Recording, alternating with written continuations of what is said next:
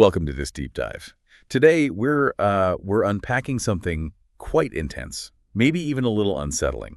That's putting it mildly. Yeah. We're looking at some material on seduction, but it completely throws out the usual ideas, doesn't it? It really does. Forget the looks, the charm, the clever lines you normally associate with it. Right. This stuff argues something, well, far more provocative and maybe darker. It claims real influence, the kind that can, create obsession.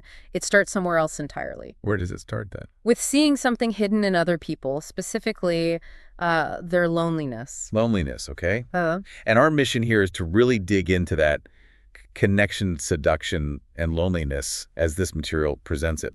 But crucially, keeping the warnings front and center. Absolutely critical. This isn't framed as some kind of playbook for manipulation. It's more an examination of a deep vulnerability. And the dangers involved in even recognizing it. Exactly. So let's get right into that core concept then. The foundation, according to this material, is spotting that loneliness. That's the starting point. And it paints this picture of modern loneliness that, well, feels uncomfortably familiar, I think. It does. It talks about the paradox, right? We're all hyper-connected online. Likes, comments, followers. Yeah, all that. But feeling deeply emotionally disconnected underneath. Yeah. Just sort of invisible. Like you could just vanish. And maybe nobody who really knows you would notice. Yeah. Emotionally starved, even if you're surrounded by people physically or digitally. The material calls it a hidden hunger. I think that's a powerful phrase. It is. And also an underrated weakness. That hunger for real connection, for being seen, it makes people fragile in ways we don't often talk about. There's this analogy they use that's quite stark about a starving person. Oh, yeah, I remember that one. They don't question the food, they just eat because they're desperate. Exactly. And it perfectly captures the vulnerability of someone deep in that emotional hunger. They're susceptible. They might grab onto anything that offers even a moment of warmth or recognition. Even if it's, ultimately bad for them. Or coming from someone with bad intentions. They're not really evaluating the source. They're just desperate for the feeling. And this is where figures like Casanova are brought in, but maybe not in the way you'd expect. Right. Not as the smooth talker with fancy clothes, but as someone who had this rare gift, they call it. A gift for what? For tuning in, basically. For sensing what people were missing emotionally, noticing the invisible stuff, the parts they kept hidden. So the mechanism here, according to this view, is making someone feel truly noticed, genuinely understood. Especially if they feel invisible to everyone else. And doing that, it triggers this powerful craving, often totally unconscious. That's the starting point, seeing their pain, seeing their lack. Okay, so if loneliness is the key vulnerability, how does this material say you even spot it? It's not straightforward, is it? No, and it stresses it's less about listening to the words people say. And more about what you see. Subtle signals, hidden things. Yeah, like someone who seems really popular, always laughing, but then you catch this look in their eyes when things go quiet. A distance, maybe sadness.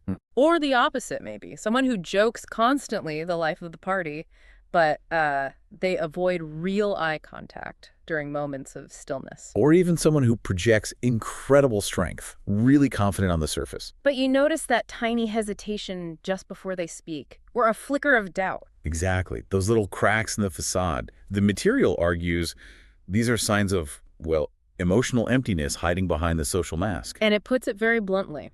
Many people are smiling on the outside while silently wondering if anyone would notice if they disappeared. That's chilling. And that inner state, it says, makes them ripe for seduction. Not because they're weak, necessarily, but because they're fundamentally starving for real connection. And the person who actually sees that hunger, who acknowledges it, wow, they suddenly become incredibly important. So moving into the how, the mechanics, this approach, it's not about having the right lines, is it? No, not scripts. It's about sensitivity. The goal described as becoming a kind of emotional sanctuary. Okay, so how do you do that, according to this source? Well, the methods are about deep observation, really paying attention. Study them, it says. Like, really listen. Ask questions that actually mean something. Yeah, and crucially, give them space to reveal themselves. Space most people just don't get in normal conversation because everyone's waiting for their turn to talk. And when someone does open up, shares dreams, fears, regrets, the material frames that as incredibly significant. It says they're basically handing you a map to their heart. Sure. showing you where they feel vulnerable, where they long for connection. And the idea is by filling that emotional void, even temporarily, They start to associate that feeling of being seen, of being full, directly with you. you become the safe place, the emotional sanctuary. And then comes this really quite alarming claim Which one's that? that emotional intimacy is far more addictive than physical intimacy. Wow. Okay. So the suggestion is that building that deep emotional connection first. That's the path to making someone obsessed, making yourself irreplaceable. That's the argument, Yeah. because, as it puts it, physical connection is relatively easy to find. But that profound feeling of belonging, of being truly seen for who you are. That's rare. It calls it a rare drug in today's world. And that need for belonging can apparently override a lot of rational thought. So it's about presence, full attention, making them feel like the only person that matters in that moment. Exactly. Noticing the quiet ones. Yeah. Actually listening to the answers, not just waiting to speak. Remembering small details they share. It says this makes them feel alive again. By validating them, their inner world. Okay. We absolutely have to hit pause here. Yeah. Because this is where the material itself screams a warning. A really loud one. Yes, this is the critical part, all this power we've been discussing. It comes with a massive flashing red light. The material is explicit. Don't abuse this power. Period. And it explains why it's so dangerous. People who are emotionally starving, they're not operating logically, No, they're thinking with their pain, not their rational mind. They're incredibly exposed. which means they can't easily defend themselves against someone who deliberately targets that core vulnerability. And the material draws this really sharp line, doesn't it? Between recognizing loneliness and actively exploiting it. It does. Exploitation is defined here as using someone's pain purely for your own ego boost or to fill your own emptiness. And it calls that destroying, not seducing, destroying. It's incredibly strong language. It contrasts this with the idea of a true seducer, using Casanova again as the example, who supposedly wanted to create beauty or awaken something positive. Not just take pleasure from someone's weakness, though honestly that line feels incredibly thin given the power dynamic described. It really does, and the consequences spelled out for crossing that line, they're severe. It's as if you play with people's loneliness just to use them and walk away. You leave behind emotional wreckage that might take years to heal. It's not just a breakup, it's potentially shattering someone. Because you're hitting them right where they live, in their deepest insecurities about their own worth. The section ends with this really sobering caution. Don't do it unless you're prepared to be gentle with what you find inside. That's heavy. It's saying if you're going to look into someone's deepest pain, you have a responsibility not to be cruel. A profound responsibility. So, okay, with that massive warning echoing, the material does try to outline a way this understanding could potentially be used with, well, what it calls integrity. Framing it as recognizing hunger, but offering nourishment, not poison. Oh, Which still feels fraught with danger, but let's look at the steps it suggests for that path. right.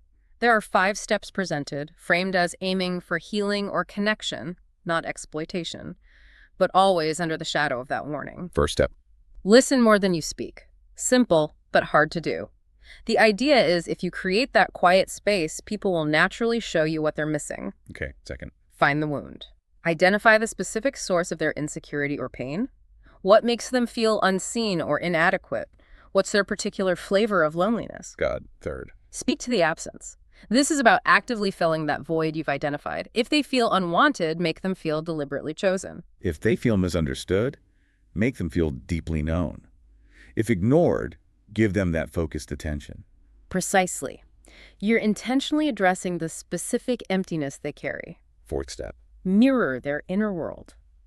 This means reflecting their feelings back, saying things like, "That sounds incredibly lonely," or "I can see why you'd feel frustrated." It validates their experience, lets them know they're not alone in feeling that way. Yeah.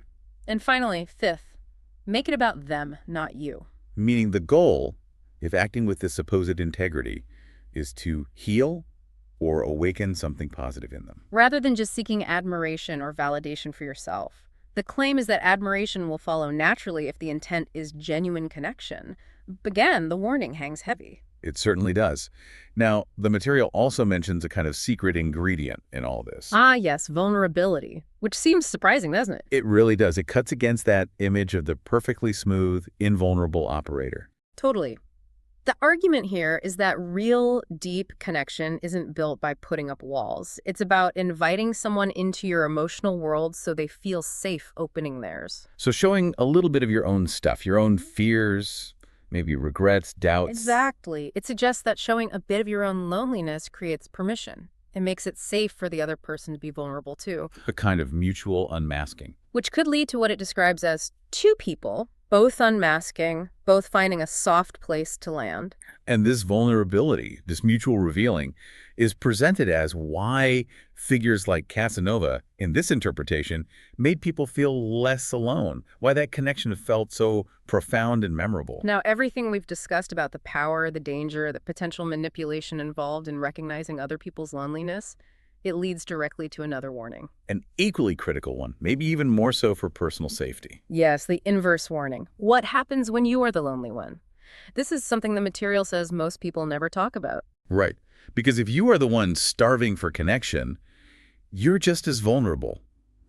Maybe more so. You could fall for anyone who offers temporary warmth, couldn't you? Even if red flags are waving. Even if you suspect deep down they're toxic or just using you, that emotional hunger can be overwhelming. The material is adamant. Yeah. You absolutely must learn to recognize your own emotional hunger. It's self-preservation. It warns about letting your own need for love or validation make you blind, because desperation makes for poor judgment. You stop evaluating. You just grasp. So what's the defense mechanism it suggests? Fundamentally, fill your own emotional tank first. Build your own resilience. Wow. It suggests things like consciously practicing solitude, getting comfortable with being alone, really getting to know your own heart, your own needs. Finding healthy ways to meet those needs yourself or through genuinely supportive relationships, rather than seeking quick fixes from potentially harmful sources. Because if you don't do that work, the material warns you'll end up chasing anyone who throws you a crumb of attention. Sacrificing your well-being for scraps of validation. And worse. It will confuse manipulation with love. Mistaking exploitation for genuine care because you're just so desperate to feel seen. That's a really sobering point for self-reflection. Absolutely. So as we start to wrap up this deep dive, looking back at this challenging material, the core takeaway, constantly shattered by those stark warnings, is that seduction, in this specific unsettling context, isn't about charm or looks. No, it's fundamentally about perception. About seeing what others don't, hearing the unspoken needs, feeling the emotional gaps. The goal, when framed with that risky idea of nourishment, is described as offering a profound emotional experience, making someone feel alive, seen, valued, heard. And the claimed outcome, becoming someone unforgettable, someone they don't want to lose, not through tricks, but by supposedly awakening something sacred inside them. But the inescapable truth this material forces you to confront is the immense responsibility that comes with this kind of perception. You're dealing with deep human pain, loneliness, the hunger it creates. And this knowledge isn't just academic. It's not just about understanding others. It's critically about understanding yourself, your own vulnerabilities, your own hungers. Because without that self-awareness, the risk isn't just harming others, however unintentionally. It's also making yourself a prime target for anyone willing to exploit your own hidden needs. Which really leaves us with this final, quite provocative thought, straight from the heart of this cautionary material. If recognizing and addressing loneliness truly holds such incredible power to connect deeply, yes, but also power to wound terribly. What does that reveal about just how widespread and profound emotional hunger is in our world today? And maybe more importantly, are we, as individuals, as a society, truly equipped to handle that kind of delicate, potentially devastating power with the care and gentleness it absolutely demands?